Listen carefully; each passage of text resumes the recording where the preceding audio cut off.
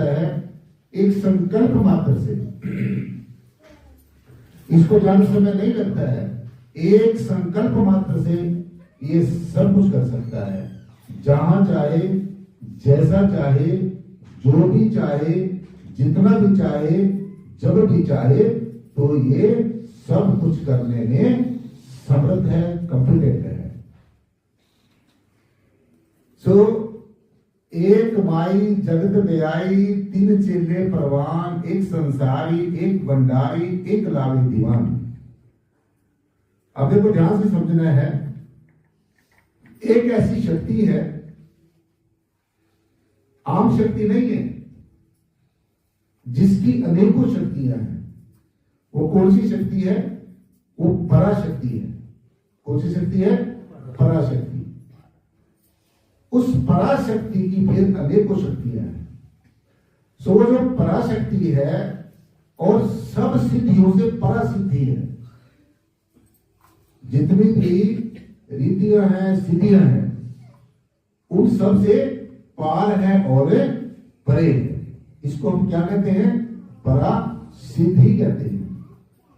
सब सिद्धियां जिससे शक्ति लेती हैं, और ये शक्ति सब देवों का महादेव है।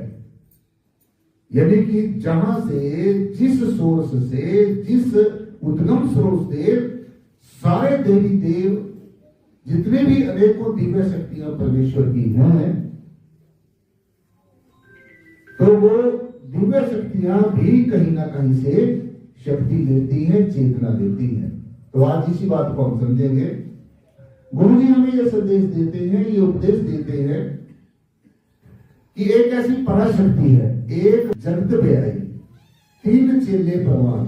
एक ऐसी शक्ति है, और वो कौन सी शक्ति है ये भी समझ लो।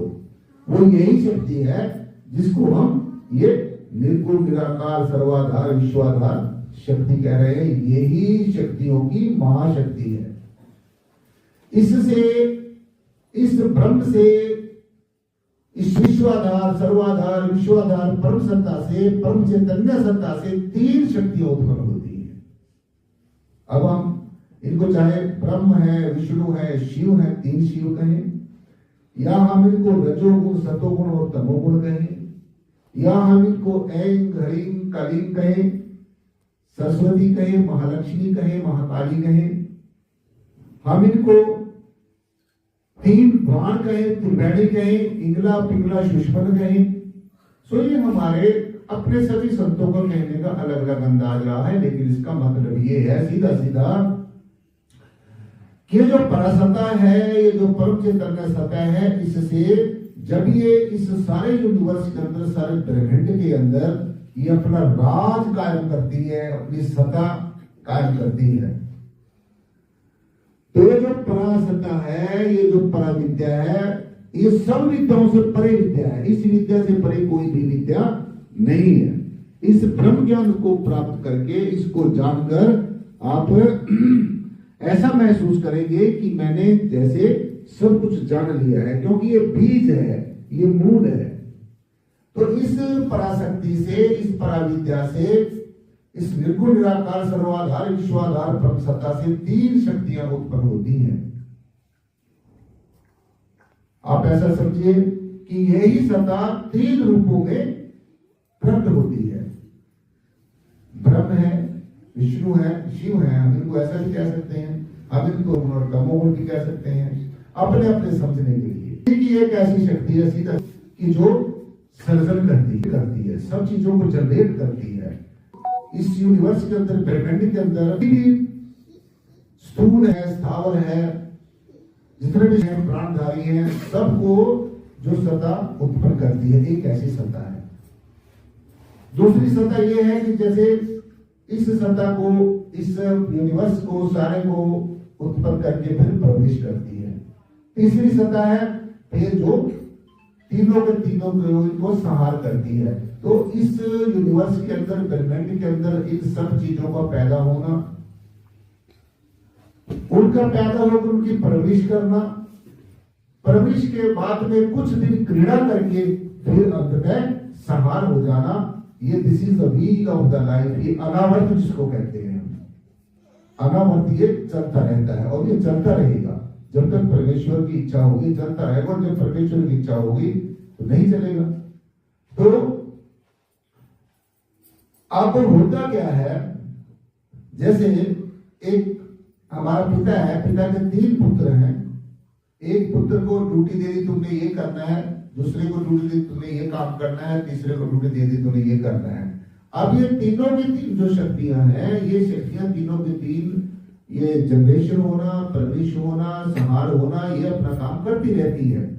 जो परमेश्वर है, परमतत्व है, परमात्मा है, मालिक कुल है, तो ये आप कुछ नहीं करता, इसका हुक्म ही काम करता है, इसका है पना ही काम करता है। बस इसके होने से सब कुछ स्वतः ही होता रहता है। इसका एक बार आदेश होता, चलता रहेगा जब तक परमेश्वर की इच्छा होगी, चलता रहेगा। और जब परमेश्वर की इच्छा होगी तो नहीं चलेगा। तो अब होता क्या है, जैसे एक हमारा पिता है, पिता के 3 पुत्र हैं। एक पुत्र को ड्यूटी दे दी, तुमने ये करना है, दूसरे को ड्यूटी दी, तुम्हें ये काम करना है, तीसरे को ड्यूटी दे दी, तुम्हें ये करना है। अब ये तीनों की 3 जो शक्तियां हैं, ये शक्तियां तीनों की 3, ये जनरेशन होना, परवरिश होना, संहार होना, ये अपना काम करती रहती है।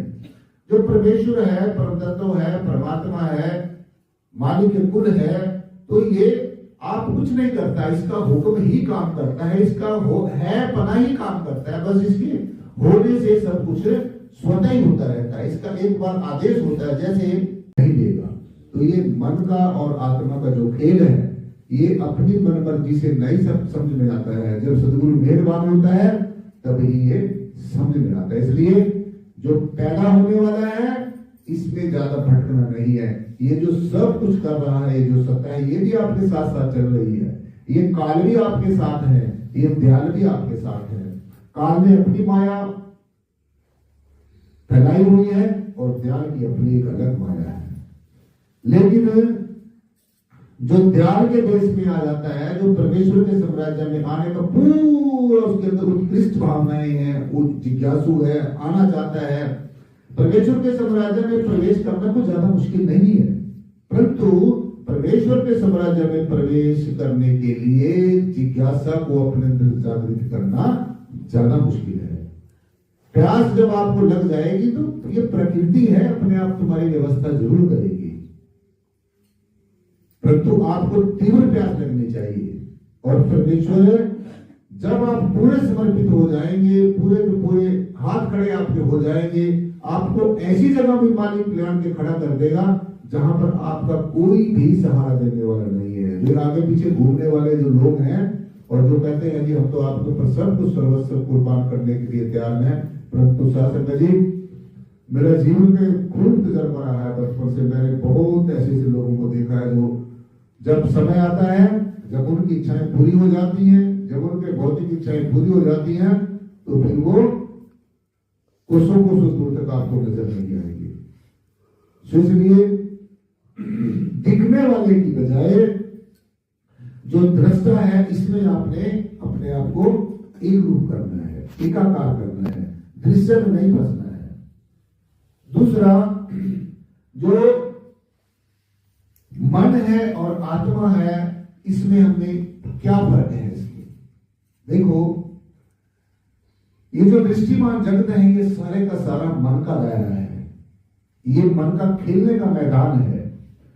तो आपने सीधा सीधा समझ लेना चाहिए, अगर आपकी तवज्जो, आपकी प्रवृत्ति ऐसी चीजों की तरफ जाती है जब आप ध्यान में बैठते हैं, क्योंकि सबसे महत्वपूर्ण बात लास्ट में जाकर ध्यान ही रह जाता है। ये ज्ञान हो गया, अब ज्ञान के बाद में फिर ध्यान शुरू हो जाता है। तो जब आप ध्यान में बैठते हैं तो आपने यही देखना है, अपने स्वस्वरूप का ध्यान करना है, किसी और दूसरे का ध्यान नहीं करना। अगर आप किसी और दूसरे का ध्यान कर रहे हो तो इसका मतलब एक ध्यान करने वाला है और एक दूसरा जिसका ध्यान किया जा रहा है। तो यहाँ पर कितने हो गए? 2 हो गए। अब तो आप 2 हो नहीं सकते। और जहां पर 2 है वहां पर द्वैत है, और जहां पर द्वैत है वहां पर वास्तव में तो क्या सपने में भी अनंत की अनुभूति नहीं हो सकती है। दूसरे का ध्यान कर रहे हो तो इसका मतलब एक ध्यान करने वाला है और एक दूसरा जिसका ध्यान किया जा रहा है। तो यहाँ पर कितने हो गए? दो हो गए। अब आप दो हो नहीं सकते, और जहां पर दो है वहां पर द्वैत है, और जहां पर द्वैत है वहां पर वास्तव में तो क्या सपने में भी अनंत की अनुभूति नहीं हो सकती है। इसलिए जब आप आंखें बंद करते हैं और ध्यान करते हैं तो यही आपने स्वाध्याय करना है। अब आपने अनेकों वेदों शास्त्रों ग्रंथों को पढ़ लिया, वो बहुत अच्छी बात है, अनेकों लोगों के जीवन चरित्र को पढ़ लिया, वो अच्छी बात है, लेकिन अब बात तो ये है कि उनको पढ़कर उनके जीवन चरित्र में से हमने हमारे जीवन में क्या काम आया है। ये हम सारी जिंदगी पढ़ते ही तो रहे, ऐसे एक किताब पढ़ ली उसको रख दिया, फिर दूसरी को पढ़ ली तो उसको भी रख दिया, लेकिन अपने जीवन में उनके जीवन चरित्र से जो हमने रेफरेंस दिया है उसमें से हमने कुछ ना कुछ एब्जॉर्ब करना है, और ये देखना है कि हमारे जीवन में उसमें से हमें क्या कुछ हमारे जीवन में काम आया है। इसलिए जब आप ध्यान में बैठते हैं, आप स्वाध्याय करते हैं, तो आपने यही देखना है कि अब आप आंखें बंद करके ध्यान जाता की तरह है। अगर तो ऐसी चीजों की तरफ जाता है जो नश्वर चीजें हैं, जो अपने जो रिश्ते नाते सगे संबंधी हमारे जो एक मोह फांस जिनका हमारे गले में फंसा हुआ, अगर हमारा ध्यान उस तरफ जाता है तो आपने सीधा सीधा समझ लेना चाहिए कि अभी हमारा ध्यान मन के दायरे में फंसा हुआ है, अभी हम आत्मा के दायरे में नहीं गए हैं। क्योंकि ये जो सारे का सारा जो संसार है, ये सब जो है मन का जो दायरा है, मन का खेल है, मन का ये जैसे खेल का मैदान होता है। और जब आपका ध्यान इन चीजों से परे हो जाता है, जब सदगुरु भगवान के पावन श्री चरणों से आप जुड़ जाते हैं और अपने सदगुरु भगवान को आपके हाथ में हाथ देकर, अपना हाथ देकर उनके ध्यान में बैठते हैं, तो फिर सदगुरु तुम्हारा रखवाला होगा। सदगुरु हमें जहां जिस भी लोक में ले जाना चाहेगा, हमें अपने आप ही उस लोक में ले जाएगा। क्योंकि अगर हम सदगुरु का हाथ पकड़ते हैं तो हमारे से छूट सकता है कहीं ना कहीं। आप सदगुरु का हाथ पकड़ के चलेंगे तो दुनिया बड़ी रंग बिरंगी है, जब दाएं बाएं देखेंगे तो कुछ ना कुछ ऐसी आकर्षित चीज मिल जाएगी और आपका हाथ सदगुरु वाला हाथ छूट जाएगा। परंतु जब सदगुरु हमारा हाथ पकड़ लेता है तो फिर हमारा हाथ कभी भी नहीं छूट सकेगा, हम निश्चित होकर सदगुरु के साथ चलेंगे। सो बाहर की जो माया है, बाहर का जो ये आकर्षण है, जो आसक्ति है, ये जो चक्र है, ये जो पकड़ है, ये इतना आसान खेल नहीं है जितना हम लोग समझ के बैठ जाते हैं। अभी आप आंखें बंद करके ध्यान में बैठ के देखो तो कोई आप में से बिरला ऐसा होगा जिसका ध्यान सदगुरु की तरफ जाएगा। सबका ध्यान अपना दुनियावी चीजों की तरफ भागेगा। परंतु ये भागता रहे, इस मन के पीछे आप नहीं करना। इस मन को ये नहीं समझना ये मेरा मन। अगर आप ये समझोगे ये मेरा मन है, सबसे यही शिकायत होती है कि मेरा मन तो अपना सुपने में लगता नहीं। जब आप इसको अपना मन समझोगे फिर ही लगेगा, क्यों फिर नहीं लगेगा ये, फिर ये आपको अपने कहने से चलाएगा। और जब इसको सदगुरु का मन समझ के ध्यान में बैठेंगे फिर सदगुरु इसको अपने तरीके से चलाएगा। इसलिए जब भी सुमन में बैठना है, जब भी ध्यान में बैठना है, सदगुरु को पूरा समर्पित होकर बैठना है। और ये जो ज्ञान हमें जो मिला है साथ संगत जी,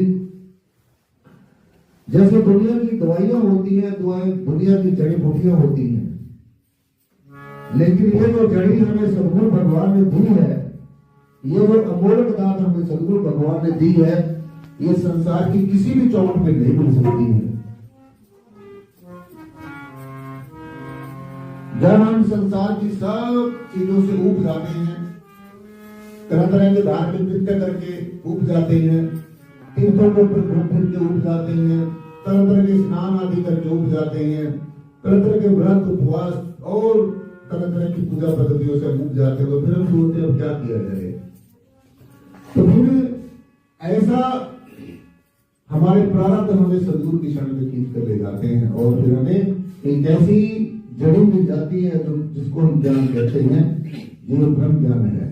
तो फिर वो जड़ी में हमें मिल जाती है और वो जो जड़ी है, वो जो ज्ञान रूपी जड़ी है, जिससे इस्तेमाल करने से हमारी सारी व्याधियां दूर हो जाती हैं। हमारे भौतिक जो ताप है, आत्मिक ताप है, दैहिक ताप है, वो तीनों के तीन दूर हो जाते हैं। और ऐसा ही